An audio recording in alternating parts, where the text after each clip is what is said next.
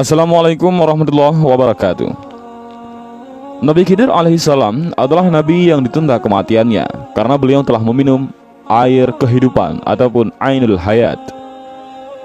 Ketika itu, Raja Iskandar Zulkarnain berniat mengadakan perjalanan untuk mengelilingi bumi, dan Allah Subhanahu wa taala mewakilkan salah satu malaikatnya yang bernama Rafail untuk menyertainya dalam perjalanan panjang itu. Karena ditemani oleh seorang malaikat, Raja Zulkarnain banyak mengajukan pertanyaan seputar dunia dan akhirat serta isinya. Salah satu pertanyaannya adalah tentang ibadah para malaikat di langit. Wahai malaikat Rafail, ceritakanlah kepadaku tentang ibadahnya para malaikat yang ada di langit, tanya Raja Zulkarnain. Para malaikat yang ada di langit, ibadahnya ada yang berdiri tidak mengangkat kepala selama-lamanya. Ada juga yang bersujud tidak mengangkat kepala selama-lamanya. Ada pula yang ruku tidak mengangkat kepala selama-lamanya, jawab malaikat Rafail. Alangkah senangnya hati ini seandainya aku bisa hidup bertahun-tahun lamanya untuk beribadah kepada Allah Subhanahu wa taala, kata Raja Zulkarnain kepada malaikat Rafail waktu itu. Wahai Raja, sesungguhnya Allah Subhanahu wa taala telah menciptakan sumber air di bumi, namanya air kehidupan ataupun ainul hayat, artinya sumber air hidup. Maka barang siapa yang meminum air kehidupan seteguk, maka ia tidak akan mati sampai hari kiamat. Atau jika ia memohon kepada Allah Subhanahu wa taala untuk dimatikan, kata malaikat Rafail. Apakah engkau tahu tempat air kehidupan itu, wahai malaikat Rafail? Tanya Raja Zulkarnain kepada malaikat Rafail. Sesungguhnya air kehidupan itu berada di bumi yang gelap, jawab malaikat Rafail. Setelah Raja Zulkarnain mendengar penuturan malaikat Rafail tentang air kehidupan itu, maka Raja segera mengumpulkan para alim ulama yang ada pada saat itu. Sebelumnya, Raja bertanya kepada para ulama tentang letak air kehidupan, tetapi mereka semua menjawab tidak tahu. Wahai para alim ulama, tahukah kalian di manakah letak air kehidupan itu? Tanya Raja. Kami tidak mengetahuinya, wahai baginda. Hanya Allah Subhanahu wa taala yang maha mengetahui, jawab salah seorang ulama. Ada salah seorang ulama yang mampu menjawab meski tidak sedetail mungkin, yaitu sedetail letaknya di mana ainul hayat itu. Sesungguhnya aku pernah membaca di dalam wasiat Nabi Adam alaihissalam bahwa beliau berkata, sesungguhnya Allah Subhanahu wa taala meletakkan air kehidupan itu di bumi yang gelap, kata ulama itu. Di manakah bumi yang gelap itu? Tanya Raja. Yaitu di tempat terbitnya matahari, jawab orang alim yang ulama itu. Kemudian Raja Zulkarnain menyuruh para pengawalnya untuk menyiapkan segala keperluan untuk mencari dan mendatangi tempat air kehidupan itu. Kuda apa yang sangat tajam penglihatannya di waktu gelap? Tanya Raja. Kuda betina yang masih perawan, jawab para sahabatnya. Sesungguhnya, dan akhirnya Raja mengumpulkan 1000 kuda betina yang masih perawan, dan ia memilih di antara 6000 tentaranya yang pandai serta ahli dalam mencambuk. Di antara para tentara itu ada Nabi Khidir alaihissalam. Bahkan beliau menjabat sebagai Perdana Menteri waktu itu.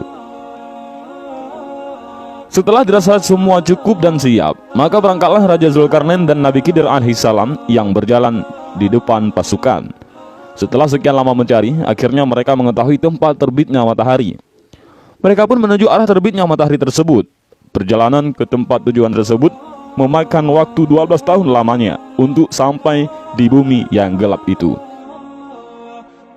Gelapnya bukanlah seperti di waktu malam hari, melainkan gelap karena ada pancaran seperti asap. Raja Zulkarnain sudah tak sabar lagi hendak masuk ke tempat gelap itu.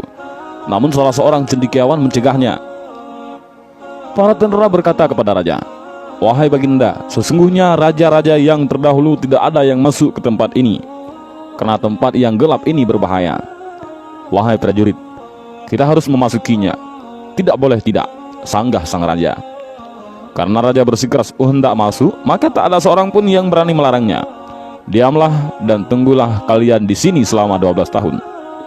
Jika aku bisa datang kepada kalian dalam masa itu, maka kedatanganku terhadap kalian termasuk baik. Dan jika aku tidak datang dalam 12 tahun, maka pulanglah kalian kembali ke negeri kalian, ujar sang raja. Setelah itu Raja mendekat dan bertanya kepada malaikat Rafail, apabila kita melewati tempat gelap ini, apakah kita dapat melihat kawan-kawan kita? Tidak bisa kelihatan, Jawab malaikat Rafa'il, "Akan tetapi aku memberimu sebuah merjan ataupun mutiara. Jika mutiara itu engkau letakkan di atas bumi, maka mutiara itu dapat menjerit dengan suara yang keras. Dengan demikian kawan-kawan kalian yang tersesat jalan dapat kembali kepada kalian." Jelas malaikat Rafa'il yang lebih lanjut lagi. Dan begitulah akhirnya Raja Iskandar Dzulkarnain masuk ke tempat yang gelap itu. Selama 18 hari lamanya tidak pernah melihat matahari dan bulan, tidak pernah melihat malam maupun siang, tidak pernah melihat burung dan binatang liar. Sedangkan raja berjalan dengan didampingi oleh Nabi Khidir alaihi salam.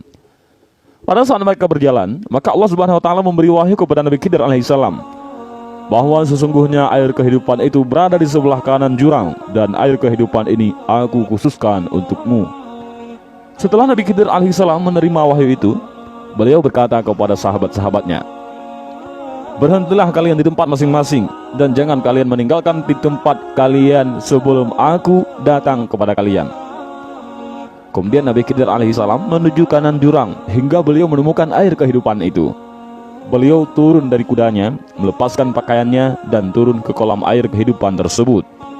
Beliau mandi dan minum air sumber kehidupan tersebut, dan beliau merasakan bahwa airnya lebih manis daripada madu.